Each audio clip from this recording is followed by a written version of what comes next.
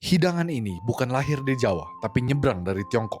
Welcome to Sejarah on the Plate, episode 250, Satu Hari Satu Sejarah. Jauh sebelum ada wedang ronde, di Tiongkok udah ada bola ketan isi yang dimakan hangat.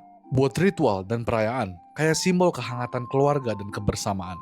Waktu orang Tionghoa datang ke Nusantara, konsep itu ikut ke bawah. Tapi bahannya harus menyesuaikan. Cuaca beda, lidah beda, rempah melimpah. Di Jawa, jahe masuk, gula merah masuk. Kuahnya berubah jadi lebih pedas, lebih hangat dan fungsinya bergeser. Jadi minuman penghangatan badan. Isinya juga makin lokal, ada yang pakai kacang, kolang-kaling, bahkan roti tawar. Yang penting hangat dan bikin kenyang. Makanya ronde ini hasil pertemuan budaya, iklim dan kebiasaan orang sini. Masuk abad ke-19, ronde mulai dijual keliling malam hari.